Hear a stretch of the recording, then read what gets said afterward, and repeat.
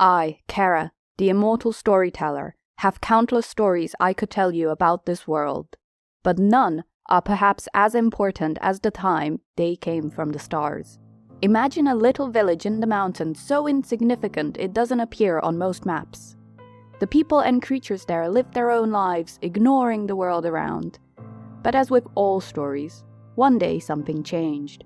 A star grew brighter in the sky and then came falling down near the village. Everyone was asleep and ignorant to the fact, except for one young man. He was too troubled by mundane woes and was taking a midnight stroll when the star fell. Eager to explore something new, he rushed over to the woods and met the star fairy. Star fairies, like all fairies, are beautiful creatures that travel in flocks and are capable of changing their size as they please.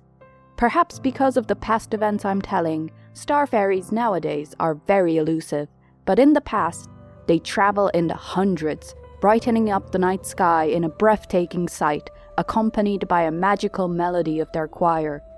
This star fairy was a young little thing and broke away from the flock to seek her own adventures. When the fairy first saw the young man, they were both perplexed. But through a touch of her magic, they could communicate and spend the whole night talking together. As you might expect, they fell in love. She stayed on the ground for him, and together they traveled the world. Alas, though star fairies are not immortal, a human life is just a spark for them. The man died, and the fairy returned to the night sky heartbroken. Her flock had left, and she was alone, drifting through the silence of space. She did not know the sky had changed. It was a shock to come across a ship floating among the asteroids, and a creature in a mask walking on top of them collecting stones. Reaching out, she touched the mask, persuaded it was a dream. For a moment, she thought she saw her lover's face behind the darkened visor.